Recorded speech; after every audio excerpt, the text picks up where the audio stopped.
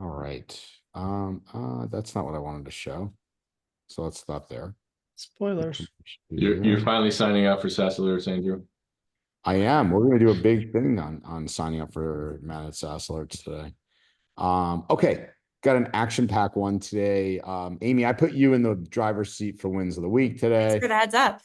Yeah, and with Chip and Jim out. Leron's got some. Oops, I'm got dyslexic there on you, Leron. Sorry about that. But we're gonna do some. You have some questions for folks, and then Ben and I are gonna kind of walk through the day in the life of what it's like to do an onboard and a managed SaaS alerts client. And there's a few reasons I wanted to do this. One, I wanted you to see the methodology so that even if you didn't decide to do it, you could take the methodology and apply it to yourself because it's really a pretty cool process. What they've done, it can be used not only for your clients, for prospects.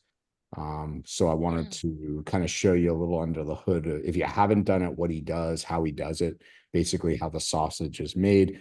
One thing I did put before that, I found a really fascinating, and I'll show it to you in a minute, new way in which one of the ransomware gangs is impersonating IT departments.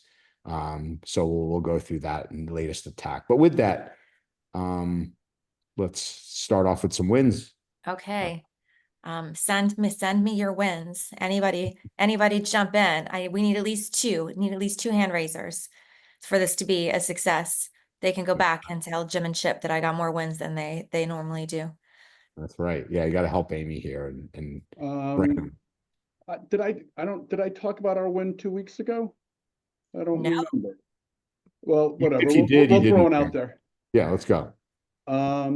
Yeah, so we were called by a prospect in the area who was having an issue with the breach. They had already fired their former MSP because they were incompetent. Oh, excuse me. Did I say that out loud? And they are. Hey, But yeah, real we went quick. in. Was there truly data exfiltration? Like you said the B word. So was it a No, compromise? no. Okay. They had an account compromise. Okay. Okay. But we went in. My son met with them like on a Thursday.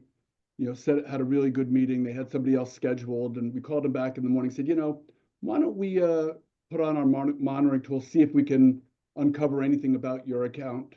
And so he agreed. He agreed to pay the nominal fee for the first month, even if he didn't hire us. Ultimately, we went back in, viewed some findings. Good news is there was no evidence of anything beyond what they had already done. It seemed to be pretty minor and nothing lingering. And they signed their contract with us this past Monday. And we were supposed to have our kickoff meeting today, but that got pushed back a week. So, but the information that we were able to do and instill confidence with pointing out some of the basic things within his tenant, because they are serverless, gave them the good warm and fuzzies.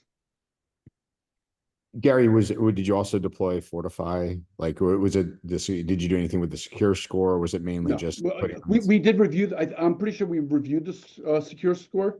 Uh-huh. This all happened while I was away down in Florida, but I do believe that we did go in with that information and showed them that they were mostly a mess, which he knew. Got it. Very cool. So obviously one of our first things when we get going is to bring them in under our managed account, get all that squared away, and go through some 365 hardening. Very cool. Yeah. Very cool. Awesome. And Good. I wanted to toss in a congratulations. I guess it's a what went well for you. When you made the announcement on the Ask Me Anything 2 weeks ago, I just come back from the dentist and I was all Novocained and That's I right. didn't I want to start, but remember that. yeah, but I want to congratulate the SaaS Alerts team. You really built a great product that really brings a huge amount of value to small business, and really excited for you as you continue to grow. So congratulations to you 2 weeks late. Thanks, Anne. Yeah. We appreciate that. Yeah, it's cool, and like you bring a breath of fresh air, as most everybody on this call. Like there's a lot of people that are always gonna there's a lot of negative out there, and it's nice to hear the positive folks, and you're certainly one of those shining lights. And so, yeah, I think again with Kaseya's reach, it's not about, it's like, politics. It's, let's get politics aside. Can we reach, 60,000 plus MSPs and then X amount of customers, and have a dramatic impact on, the number one threat out there right now, which has to do with social engineering and identity. So I appreciate what you're saying on Yeah. behalf And, of Southport. yeah. And the division is crazy. It's all about, can we protect small businesses everywhere? So congratulations to you. Yeah, absolutely. Thanks. So, I mean, so I'm gonna call that a second win. So you're And- done. You can leave. You're like George Costanza. You can Yeah. just, close up shop. Mike, I'm and good. Go. Yeah. Yeah. Yeah. Good point, Josh. Thank you. I saw Steven come on camera. Steven, did you have something? Now you're off camera, but that's okay. If not. All right, Donna, we'd love to hear your win. Okay, sure. And I apologize. I was at IT Nation last week and I came home with a very nasty cold. So Oh, no. but no, we had a great win. So we have a part of our business is just they do license transaction with us and they're not necessarily managed. And we went in and did an assessment and we upsold them. And before we could get the project done, we put on, we said, hey, you really need SaaS alerts. And they were like, yeah, this is a no-brainer. And they bought it. And before we could even get the project started, we went ahead and turned on SaaS alerts because that's like the first thing we do before we even had our first kickoff call with them. Once they signed the paperwork, we put it in place. And they had a account get compromised and it immediately shut them down, locked them out. Nothing happened except, that they got a bad actor into their environment, but it did its job. It locked everything down. And so it immediately showed them and paid for itself. That's amazing. And can you share with us what country it was from? The bad actor? The bad actor, they didn't have it came in through VPN from the US, because that's what they're doing these days, right? And they didn't have their devices enrolled in Intune. So as part of what we had talked with them about was, hey, let's get you on business premium. They were on a lower level license. Let's get you on business premium. They're completely SaaS. Let's add your devices to Intune so that this sort of thing can't happen. And we also need to put SaaS alerts in place and a lot of other stuff that they needed. And so that's how they got in, is through a server that looked like they were in the US, but they weren't. Awesome, thank you. All right, very cool. This has been fun. Steven, I saw you came off camera and you posted a comment here in the chat. Did you want to chime in too? I feel like I was kind of echoing Donna's comments there, where we haven't experienced a compromise like that successfully, but it's the lower licensed users where maybe they don't have the Intune. I think this is a important use case that we're quickly running into, where we have a lot of the P1 protections for most users, but there are some of the exceptions where those could be a risk. And how we were just talking earlier about ways to manage that, where we're not going to get approval for Intune, something like that. So this brings a great level of intelligence and response capabilities for those, which is that's where we can, I think, see a lot of value. So excited. Yeah, cool. It's awesome. Yeah. All right, Andrew. All right, Yeah, what's next? Mr. Leron. Thanks, everyone. Yeah, really good stuff. Leron, sure, All the right. floor is yours. Thank you, Andrew. So I have two questions. and I guess a quick announcement. I'll go with the quick announcement first. Respond for all products is now available in the application, something that Amanda had talked about in the past.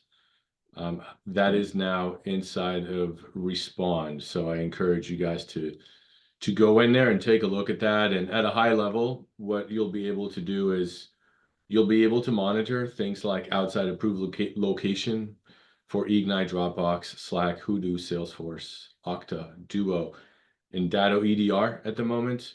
Amanda also mentioned previously that the other products are coming as well if they have IP address data, and most of them do. And so what this basically means is all of those products that I named, I can now monitor those. And if I choose to, if there's an outside approved location on any one of those, I can lock down the Google or Microsoft accounts. So that is now available. And shifting gears here, during DattoCon, we met with a lot of other products, and a lot of people wanted to talk to us about integrations. And one of my stands was, I don't necessarily want to integrate with 40 products so we can say we've integrated with 40 products. I'd rather have 3 meaningful integrations than 40, let's just say, useless integrations. So one of those conversations that came out was with some backup folks. And the question that I want to pose to this group is, if Respond triggers and it locks down an account, do you see value in, at that point in time, at the point of breach, initiating a backup so that if there is a breach, you have a backup like at the time that the breach occurs? So I just wanted to pose that question, if you guys think that there's value in doing that.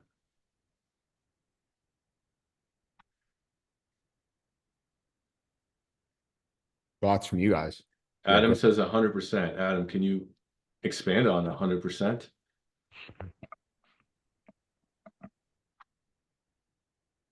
Adam usually has to get audio going a little bit. It's more like, okay. Steven, did you? So later on, are you assuming that the environment already has a method of backup enabled where you're just triggering Yes. something that's already there? Right. So let's say you have a 3 times a day backup or a once a day backup. I don't know the backup frequency of these applications, but I think 3 times a day is fairly popular, right? So in that situation, you're looking at worst restoring an 8-hour-old backup. Mhm. And the idea here would be Respond could essentially trigger a backup at the point of breach. So now you're restoring a backup that occurred at the same time we booted them out of the system. Well, but the problem, the logistical thing, like we're not using Microsoft backup, we're using, in our case, it's Keep It through ConnectWise. I don't know how you would trigger an external system to start that backup. So we would need to do the integration initially, but there's a few backup products that we've talked to that have kind of floated this idea. Got it. And if you were employing those services, we would Yep. kick that off. Yeah, I don't see how having an extra retention point could ever hurt. There's no downside to it. Thank you, Gary. Appreciate your input. I think maybe one thing is if you get a lot of if you have false positives and you're triggering the thing to back up too much, it might confuse it. So it'd be something to watch out for. That's a good point. But a lot of most of these products don't charge for retention. So I'm not sure that an extra retention point is going to have a negative impact, even if it were there. Yeah, I wasn't so much concerned about an extra retention point would be a good thing. I'm just wondering if it's trying to back up, and while it's backing up, you're sending it a signal to back up again because you got some suspected alert that wasn't really a problem. I don't know if the brains of the backup itself would potentially fail at that point because it's being told to back up too often. So we could potentially engineer around that, and I think that's a great concern. we don't want to send 30 backup signals in a 3-minute period. We want to build a limiter of some sort to prevent that. Yeah, I could see like if, if a backup hasn't ran, in, the last day, if there hasn't been a backup today and you're an attacker and you logged in and you, I guess, feel like deleting stuff. Yeah, we could have some sort of a backup, if there wasn't one already, and that could be a good way to catch something that may not have ran. I could see that. Liron, may I ask, do you see any greater integration with email products? For example, one that might tag it as phishing and they open it anyway and have that alert come into SAS alerts as a triggering mechanism. I think that there'd be value in that. You're basically saying, hey, look, this was labeled as a potential problem email and it was opened anyway. And here's the feedback into SAS alerts that we could begin to look at what's happening there. I'm thinking this driving around Or data security awareness user training. released an Yeah. item.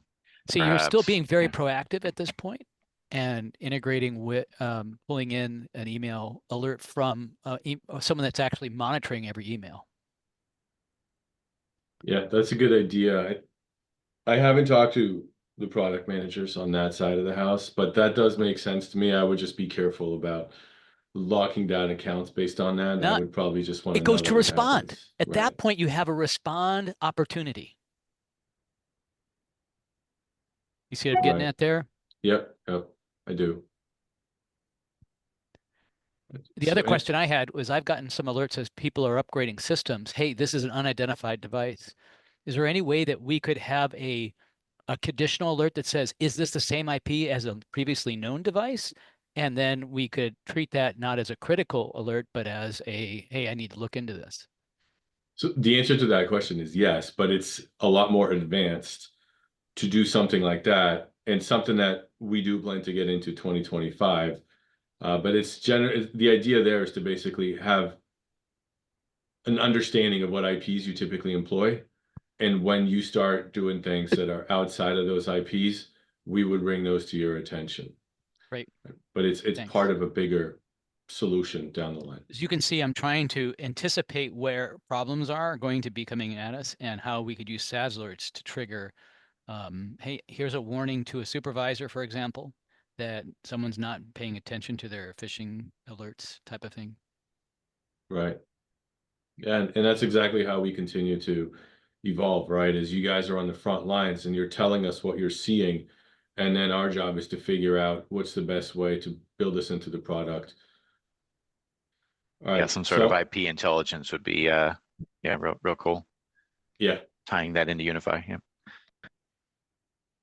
All right, so it sounds like generally from chat and from speaking to you guys, the answer to my question is yes. So we'll continue going down that road. And the other question I have is, our auditors, interestingly enough, are telling us inside of our application, it is a security issue to allow MSP users to customize alert severity. I've already made my position clear that I don't think auditors should be driving the product vision, but I did want to pose the question, and that is, if we change the feature so that MSP users could not customize alert severity, what would your reaction to that be? I would agree with Liran, any auditor feature requests, pretty much. I would, yeah. So Liran, what if you put a table that it said, this is what we say it should be. How do you want it to be? And that way you could post both of those and we could have a respond rule act on either one of those. Are you talking about customizing the alert severity? Like, what do you mean? No, I'm saying labeling. They're telling the auditor saying, hey, look, that you can't have them modify your internal alert severity, but allow me to define it for my MSP and how I would deal with MSA. Yeah, but the other question though, Lauren, when you say MSP users, are you talking about our users or our administrators? Because there So, might, good point. All right, let me clarify. In SAS alerts, we have two user classes. We have MSP admins and we have MSP users. Gary, you're Mhm. probably an admin, right, and some of your techs may be MSP users. Correct. So- And so to me, an admin should be able to do it. And I do like Andy's idea of always remembering what the suggested is to cover your butts, but I don't care if my users can do it or not. Yeah, I'm with So- the auditors there. I don't want the users to be able to change rules. So just to But be where- clear, we're talking about SaaS Alerts users, right?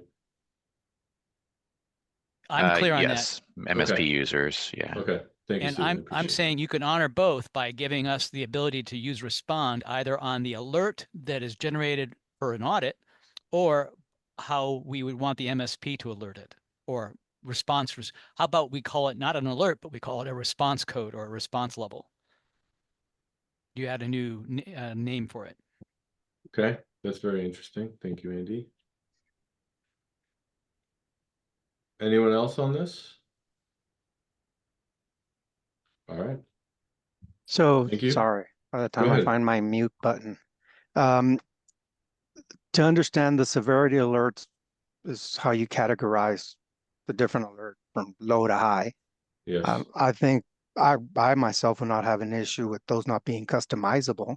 At the end of the day, the purpose of those alerts is to be delivered to a medium, whether it's a ticket, an email, a text message, and that we continue to have access to say what we want to happen with X alert. So I don't think it's a bad idea. I think the auditors are actually correct. You're the ones that you guys design the platform and you guys know what the severity should be around each type of incident or alert. I mean, you're right, but the number one complaint we had in the early days of the product, and perhaps even to this day, is the system is too noisy, right? So we made it so that you could customize alert severity, and then we made it even easier by having quiet mode or something along those lines, right? So you can go in there and basically set almost everything to low. So I'm not really hearing any pushback about my users must be able to customize alert severity. I'm hearing a lot of, So yeah, it's fine. You should go ahead and do this. So Leron, one of the things that the EDRs do is they allow you to have rule suppression. And so being able to, what you're hearing me say is give us that ability to label this in a way that we could implement a rule suppression or an alert suppression, right? Yep. All right. Thank you. Andrew, I think I'm good. All right. Let me come back here 1 second. All right. Can you guys see me okay? Yes. All right. This before we get into my convo with Ben today on managed SaaS alerts, I saw this. I don't know if have you guys anyone seen this latest tactic? Basta is an up and coming, very, very capable ransomware group. I'm drawing a blank on the spinoff, but it's they've got people from some of the really top other ransomware groups, and their most recent way in which they're getting in now, this is corporate IT, mind you, but I think it's applicable and should be noted for us as well. Especially, and I just wanted to call this out, the way Leron is asking questions. I have a question for you all. The way in which we're seeing a proliferation of attacks via IT support. If your MSP has your support all, like you ever go to an MSP's website and it lists all their people, what they do, what do you think about that in the day in which, now granted you could go to LinkedIn, but what are your thoughts on that these days? First off. It shouldn't be that easy. Yeah. Anyone else? I'm with you, Andy, but all right. Well, this is an interesting one where if we take a look, and again, not too difficult, by the way, to pull off. Leron, take a look at this one. I don't, or Ben as well, the guys that could pull this off. But so basically all this is a morph, right? I'm going to show you how they started it and how they evolved the attack. So they started off with just flooding users with emails. So there's nothing nefarious. It talks about there's nothing malicious in the emails. They just started spamming the you-know-what out of this corporate account, this corporate customer. And then posing as the help desk, the threat actor called in to one of the users and said, hey, we know there's spam issues going on. So think about it, like how easy is that, right? Yeah, I'm getting all this email. Wouldn't you think, just be naive for a second, right? You're your typical end user. You're getting hammered with emails. Someone calls you up from the IT department saying, hey, we're seeing this influx of email, right? Yes, I'm seeing that. Hey, look, what we'd like you to do, again, look at what they're using, things like AnyDesk, and you'll see, and Screen Connect and things like that. So, again, the term of living off the land. So these types of tools getting installed more than likely haven't been blacklisted, and they're going to get installed and give access to the threat actor, who then continues to lay down things like Cobalt Strike and for beaconing and having a backdoor into the account. So anyway, what do you think so far, Liron? Pretty, I think, well architected from an attack, and very low fidelity for the security team to pick up on it, right? Because they're not doing things that would really heighten, right, the awareness. I think it's very smart. And the other thing I'm thinking about is, if you just merged with another big company and don't necessarily know all the new players, and you get a phone call from somebody to claiming an IT, you may not know what's going Right. on. Right. Well, it's a real scenario where some of these, I mean, if one of our organizations acquires another, it's a similar sort of thing. I think, clear support processes, making sure that we're calling you from the number that you always see, Well, it's customer easy to steal the portals, caller stuff like ID. that. Yeah, I agree. I think that was you, Stephen, right? Saying that. Right. Caller ID. Yeah, Well, no, but I caller think, ID can be Yeah. spoofed. yeah, that's very true too, Gary. I just think what I wanted to Right. call out, and I'll show the next piece too for Microsoft Teams, and I really like your thoughts here, Liron, because you know the product. Enrique, did you have a question, by the way? I see your hand up. Well, just wanted to make a comment regarding validating the technician. There's also tools out there like MSP process that allows me, the end user, calling in for support, or the technician calling me, Enrique, the end user, for a support ticket to validate that John on the one MSP side is John and is a technician. So that's a two-way, not just us as an MSP authenticate the user via text message or Microsoft Authenticator, but the other way around, the end user being able to validate the technician. Yeah, CyberQP does the same thing. Okay. and Yeah, there's some good approaches, right? yeah, look, the what I want to more so highlight here is not only the attack type, but then using it as a differentiator in your sales process and your processes, maybe in your your reviews, your quarterly reviews, your client with your sales process, right? Again, we're always looking to show how we're different, not only different, but how you're asking questions about how does your current provider handle validation? And tell stories, right, about how these types of attacks are, again, we don't want to do it in a FUD scenario, but the end result, right? This is what's happening these days. How are you guys working with your current provider to validate? And then you talk about, right, when it's your time, your processes, right, and the things that you do, and again, validate, which supports the price you get. Anyway, let me move on here. This is the one I'd love your input on, Liron, in terms of, can SaaS alerts do anything here? Because again, we're talking about Teams, but so the attack evolved, by the way. So that was their initial. So the attack started. Now the attack continues with the same way, right? The exact same way, where they throw in a bunch of emails, but this time they use a Microsoft Teams. And is this any of the things where you're trying to get these the user accounts, right? These, external users that you guys are trying to desperately get MSPs to turn off and, but I thought this was interesting where they're using and creating, these help desk IDs via Entra, and then, coming in, sending Teams messages and doing the exact same thing. So, any thoughts on that, Leon?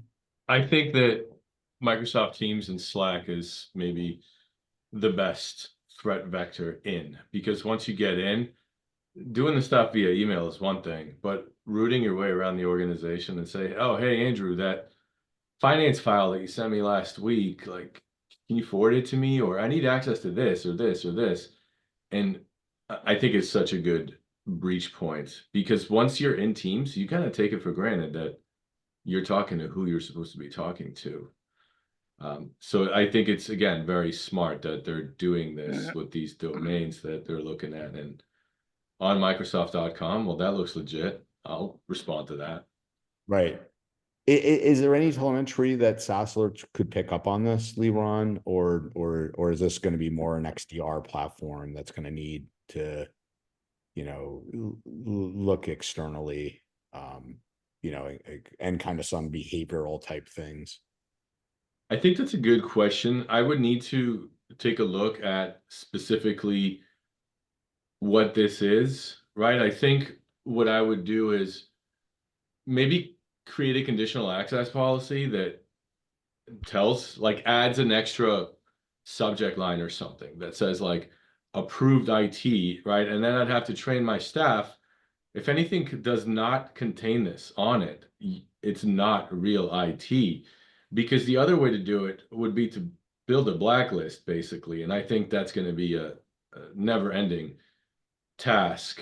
So I think creating a whitelist kind of component or cap to highlight these as valid and make sure that, right, support@yourdomain.com is the only thing that gets highlighted as a valid IT email is possibly a way around this. And if that's the case, we could build fortify rules around this, right? Because think about creating an event around this, Andrew. We'd have to build logic that says if the email address contains security and the domain does not match the domain, then flag it as suspicious. I just don't know how valid that is. I'd have to evaluate quite a bit of data to answer that.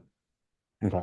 Well, so one of the questions though is, and again, just coming off of some security sessions, one of the suggestions that I saw last week was about not allowing most companies external access into 365. So the implication was email. I'm assuming that carries over to Teams. Most of our customers don't need to communicate externally with other things and or with limited scope, and building a whitelist is optional. For us, I communicate with lots of people and it might not be practical, but those restrictions, wouldn't that work for many organizations that don't need to communicate externally? Yeah, well, I think what Mike just said, Gary, is Mike Elders and is kind of supporting it. Just Oh, like, yeah, right. shut it down. But I think there's a lot to your other side, Gary. Like, aren't a lot of times like peer groups and things like using Teams to communicate across, hundreds of companies, right? With one another. Yeah, well, right. Therein lies the problem. Like, if I go through my chats, Right. I've got them with lots of my vendors and some of my customers. Right. Right. Yeah, it's interesting. Interesting. Anyway, I'll move on with Ben here. I just wanted to point it out to you guys that, again, this started, the big one started off with the MGM about a year ago, right? And you can see that threat actors are looking more so again at social engineering their way in, and again, looking at IT support, which, we have to be aware of that because we fall right in line, right, with that tactic, for lack of a better word. All right, so I wanted to, in essence, interview Ben today. on a day in the life and manage SaaS alerts. And the reason I wanted to do this was twofold. One, because I was kind of fascinated about it, like how the sausage was made, and and let Ben kind of walk us through that. But also, conversely, Ben, this is something that you talk about is like, hey, we'll show you how we make the sausage, and Mhm. if you want to do it yourself, wonderful. True. But I think the point about I wanted to share today really is the process in which you go through and do this and onboard, and you can either do this yourself. I think again the biggest part I want to get out is have a process, right, Ben? That's what I want to people to walk away. Yeah. Yeah, it's the same kind of process that we took when we started using SaaS alerts back in the MSP days. But with onboarding, after you have made that decision with your account manager, we will walk you through signing up with our system by getting you to fill out a simple form that helps us gather all the important information that we need from the MSP, who to contact in the event of emergency. How do you prefer to be contacted? And also, what kind of response do you want us to take based off of do you want to be in more, do you want to be alerted only? Do you want to be in charge of like what kind of actions that we take? Yeah, so Ben, I put the this URL so people can see exactly what you're doing, but Oh yeah. My I don't know why my system is all of a sudden frozen. Maybe there's Oh yeah, it is frozen. yeah, there's a That's hold on. pretty neat. Let me see if I can actually Andrew, get this you're using Microsoft products on an Apple computer. What could You just possibly go wrong? possibly asking for going on. trouble. Hold on, Mir. Uh-oh. All right. Lost the line, Leron.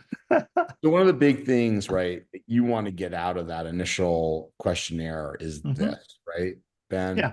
So can you go through these? I know people can't read all the fine print, but again, whether you're with managed SaaS alerts or thinking about, how you internally do response, can you walk through the three methodologies and why one versus another?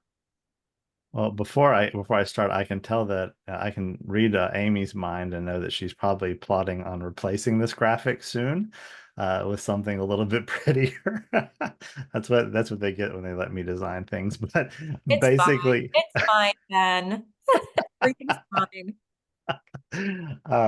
we let people decide how our team is going to react to an incident, and we allow them to change their mind at any time as well. We have people that would want to take more of a proactive stance of just being alerted, and then they'll take care of it from there. We have people that want us to be ready to act, but only after approval is given. That's the manual remediation. And then we have those partners say, you know what, just take care of it. I don't have time. You do you know what you're looking for, and you take whatever action you see fit.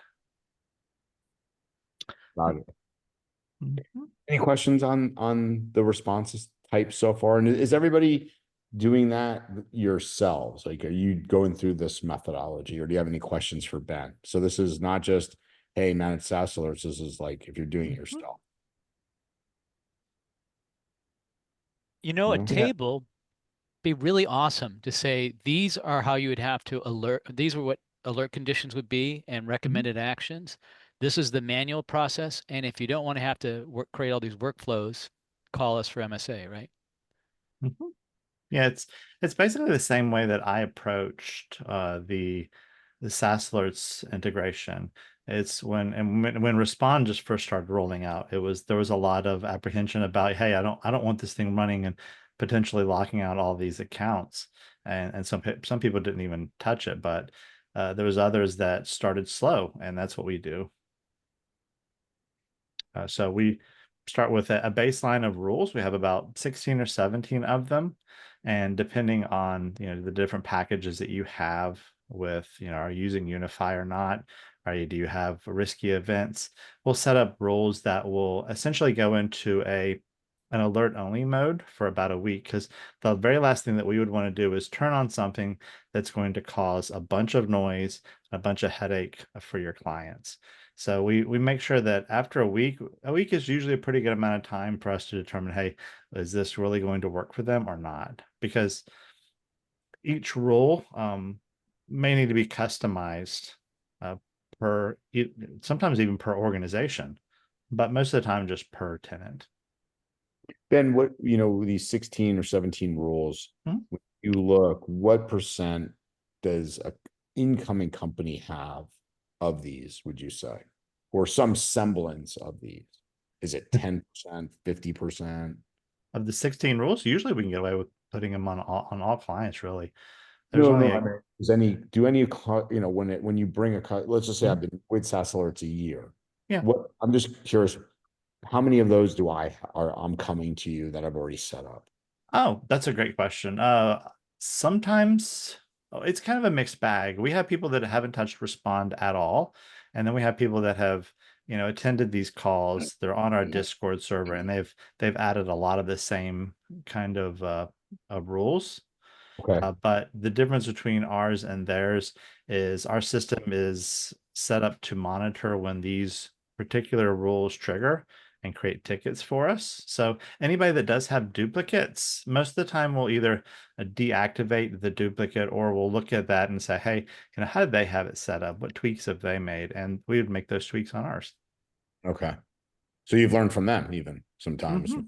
Okay. Yeah. So what does it mean when you audit the connections? What can you walk us through that?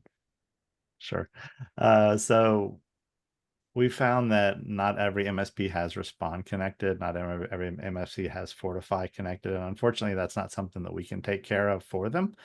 So we come in and we do an audit of all the connections. And I tell my team, I say, if 90% of the organizations and their platform is connected, I'm fine to proceed with the 1 week audit. But we want to make them aware of that and say, hey, we just wanted you to let you know you have 9 out of 10 organizations connected. This one's in an error state that needs to be reconnected, because a lot of times they don't know. They're not alerted, or if it is, it might be lost in the shuffle of things.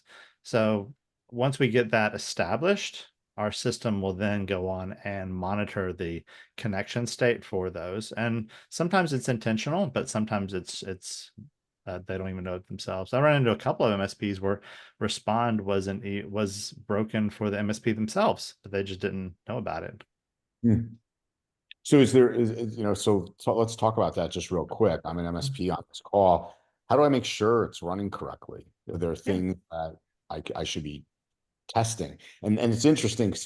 It's one of those beyond SaaS Alerts, by the way. One of the things, one of the sessions at Write a Boom this year is a red teaming session where how do I know that my security tools are actually doing what I hired them to do, right? We take a lot of, I think we take as MSPs a lot of faith that the security tool we purchased is actually doing what we said it was going to do.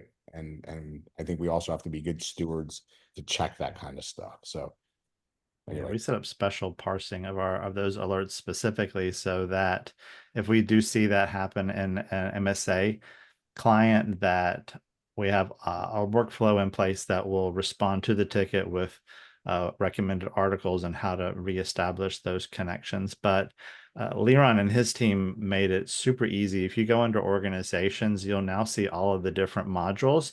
And if they are in an error state, it should indicate such. I have a question, Ben. How can we be alerted when an organization that we want to tag as us is in an error state, other than having it show up there, or can we have it be a repeating alert that, hey, this is a nag? Well, that's a good question. I guess it really comes down to not all the tickets that we send out get responded to. So we kind of do our best. We hit you, we'll probably end up hitting your ticketing system twice, or however you're getting alerted. You may end up seeing one coming from our platform. Again, then you follow it up with probably one coming from our PSA, as well as a ticket note, another reminder telling you how to fix it. But from there, it kind of goes into waiting for the client and then just ends up being closed. Got it. But yeah, Just responding to you, Andy. I don't know if that's a respond rule or not. I have never actually checked to see if it may be. I don't know. Maybe somebody else can answer that for me. I haven't looked. So, So okay, that- so we go through the audit then, Mhm. and talk to us about applying actions. Yeah. So after the 1 week audit, we typically invite the MSP to have an onboarding meeting with us. It's optional. If they ignore us or they refuse, then we proceed with making the adjustments to the rules, as best practice, and adding the actions to those rules. Not every rule has the action of block account. Some of our rules have maybe just alert. Maybe it's just enough evidence to spawn an investigation, but not inconclusive enough to block any accounts or anything. Or sometimes it's just, you know what, I see you signing in with a token from an IP address and a device I've never seen before. I'm just going to get you to re-authenticate. And all of them will still generate tickets. All of them will still initiate an investigation on our side, but not all of them is just pretty much lock the account down. So that's what we do when we apply actions, and we at that point start ingesting all of those all those are respond rule triggers into our PSA. Okay. And that goes into the next thing is Mhm. there, any like lessons learned about alerts and PSA, noise, things of that? Yes, a lot. Yeah. PSA, a lot of our clients want our PSA to submit tickets into their PSA, and that initially was a disaster that we learned very quickly from. If you've ever had two Autotask instances talking with each other, it's not a good time. So we made some adjustments there and adopted some improvements so that they could coexist and have coexisted so far pretty successfully. Got it. All right. So then the monitoring begins. What does that look like Mhm. then in terms of your team, what they're doing? Maybe we can talk about 6 and 7 together. So they're monitoring, they're tuning. Yeah. What's Initially, when we have an environment come on board, and this isn't always the case, but most of the time, it starts off a little loud because it hasn't been tuned. Maybe we had one client that didn't have any whitelists defined, so everything was outside approved location, which was very loud, and we had to tune that down. And essentially, I told my team, I want you to work with the tenant and make it how it would be if you were, the MSP, how you would adjust that. And so we have different baselines and standards that we apply to reduce the noise. And basically also work with the MSP to get whitelists approved. We have kind of made a stance that we're not going to adjust whitelisting without the MSP's approval. Because if we make a mistake and this wasn't normal, we're kind of on the hook for that. And so we always wait and coordinate with them. Okay. All right, so that's the core onboarding process, and we're going to go to Fortify next. But do we have any questions on respond and those pieces of it? Again, for you personally, doesn't have to be MSA. All right. Yeah, Let's just to reiterate what Andrew said, all the rules that we use are really publicly available on our Discord or in our template library. We don't hide any secret sauce, and I would never think of it as intellectual property. It's for the benefit of the entire community. We don't make it, we don't publish it anywhere just because that would just indicate, hey, this is what we're looking for. And this is, you just need to change this one little thing to get around it. But we do have it available. And if you are on Discord and you're not seeing the respond rule section, just let one of us know. We don't make it available unless you are a partner. Got it. All right, so Ben, this section here, right? When we get into Fortify, this is one that's a very interactive one, as you call it, right? This is Yeah. So walk us through it and Why is it Well, juggle? yeah, this was a part, initially was a part, was a single task on the onboarding project. And I quickly realized that it should be its own project altogether because of how many moving parts are in it and how long it can take. I've told everybody here that has been through one of my 4 to 5 meetings, it's a marathon, not a race. And I'm going to move very slowly and methodically, and I'm going to get your score up. I can't guarantee you'll hit 100%. We're going to get you as close as possible, but it's really a fine line and a fine balance between functionality and good security. Obviously, we would never apply anything that wasn't approved by the MSP. So it does require a lot of interaction between our team and the MSP. We first start off by doing kind of an interview of the MSP to find out what are they using for this or that. What can we use to address Microsoft's concerns? Microsoft thinks you're just ignoring and not doing anything about this particular control. Maybe you are, and you just haven't told them about it. So we tell them about it. We took one MSP that I worked with recently, their overall average, but over across all their different organizations was around 30%. And what I did was I went in and I told Microsoft, hey, this MSP is taking care of this control, that control with this other product.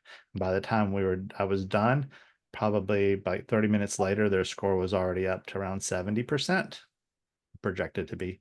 And so it made a pretty big difference. Honestly, a lot of times it's just informing Microsoft that you're doing things. Yeah, absolutely. Not you, Enrique. One, and MSP, not one MSP. Enrique is like, you don't say that I had 30%. No, it's honestly, it's what we run into most of the time. It's really just a healthy paranoia of what can be applied and what shouldn't be applied, and knowing the difference. People have gotten into our platform and enabled a lot of things and gotten themselves in trouble, and that's really unfortunate, but that's kind of where our team comes in. We know what buttons not to press, what buttons need to be pressed in a certain order. Very cool. In the interest of time, Oh yeah. just kind of maybe wrapping up active monitoring and management, as I call it, Ben, what's going on as now that the clients got, Respond, Fortify set up, whether again, you're doing this yourself, what should that look like? Or, Just moving forward, we're basically just keeping an eye on the events, adding new rules, and responding to emerging threats as they come out, and really working with the client ongoing. If they do add a new client, they need help with Fortify or generating reports, pretty much answering really any questions they have, other than if there's a bug, we're always going to submit that to the support team. But anything else, we're basically, think of us as just another one of your employees, except our only job is SaaS alerts.